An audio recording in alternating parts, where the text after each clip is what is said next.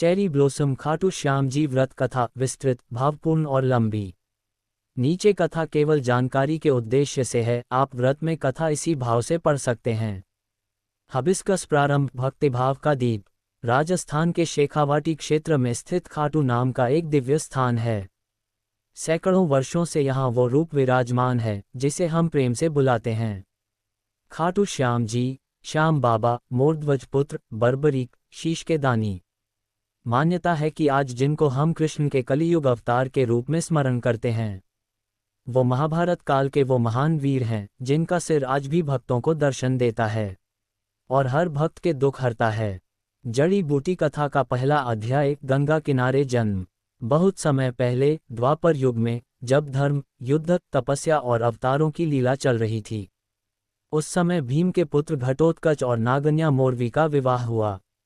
लोक कथाओं में कहा गया है कि मोरवी ने तपस्या करके अपने गर्भ में ऐसा तेज धारण किया कि उसका पुत्र संसार का अद्भुत योद्धा बनने वाला था, और समय पूरा हुआ। एक तेजस्वी बालक का जन्म हुआ, नाम रखा गया बर्बरीक। जन्म से ही बालक सामान्य नहीं था। उसके हाथों में असाधारण शक्ति, आंखों में तेज और मन में करुणा थी। शास्त्र कहते हैं, वह ऐसा योद्धा था जो अकेला पूरी धरा का भार बदल सकता था। दूसरा अध्याय, 3 बाणों का वरदान। बर्बरीक के ननिहाल से उसे एक दिव्य वरदान मिला। वह 3 बाणों के साथ ऐसा युद्ध कर सकता था जो हजारों सैनिकों, रथियों और योद्धाओं का अंत कर दे। उसकी माता ने उसे युद्ध नीति, शस्त्र विद्या और साहस सिखाया। उसकी प्रतिज्ञा थी, मैं दुर्बलों के साथ खड़ा रहूंगा, मैं हारने वालों का पक्ष लूंगा। ये नेक वचन था, पर युद्ध के नियम कभी सीधे नहीं होते। तीसरा अध्याय, महाभारत का महायुद्ध। कुरुक्षेत्र में महायुद्ध की तैयारियां होने लगीं।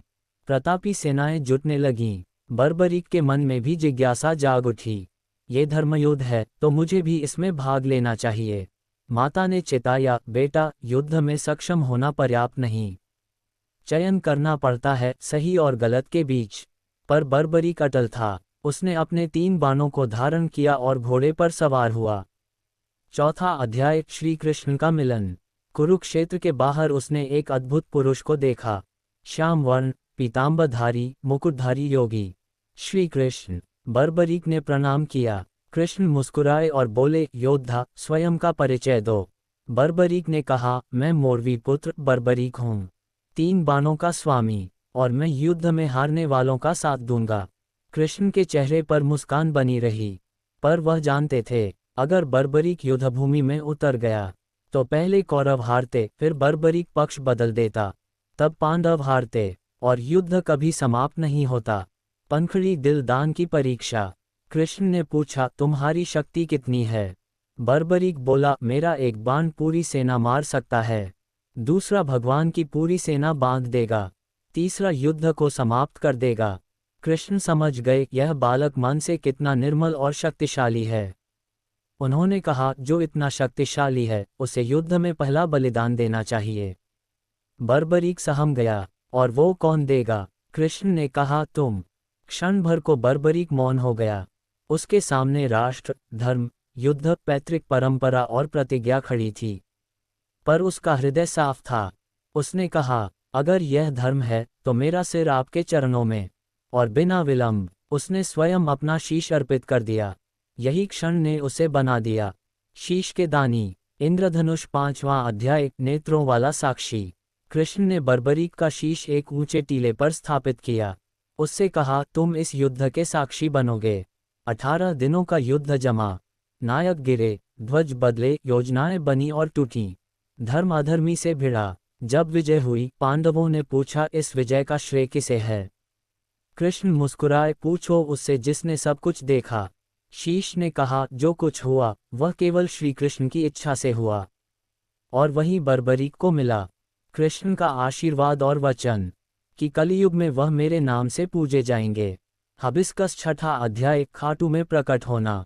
शताब्दियां बीत गईं, कलियुग आया। राजस्थान के एक क्षेत्र में एक किसान के खेत में हल की नोक से एक धातु का अद्भुत सिर निकला। वह चमक रहा था, धड़क रहा था, जैसे जीवित हो। रात में किसान को स्वप्न आया, मेरा नाम श्याम है, मेरा शीश खाटू में स्थापित करो। राजा अभय सिंह ने मंदिर बनवाया। सिर की प्रतिष्ठा हुई, घंटियां बजीं, और पहली बार खाटू में श्याम बाबा ने भक्तों को दर्शन दिया। पुष्पन काल 7वां अध्याय कलियुग का दानी देव। तब से आज तक जिन्हें संकट है, दुख है, रोग है, कष्ट है, परीक्षा है, नौकरी की चिंता है, कोई खोया हुआ सुख वापस चाहिए, सब खाटू श्याम के द्वार पर आते हैं, क्योंकि उनका वचन है, जो मेरे नाम की शरण में आएगा, मैं उसके बोझ का भागी होऊंगा। उनकी भक्ति में न जाति पूछी जाती है, न भाषा, न राज्य, न धर्म, केवल विश्वास चाहिए।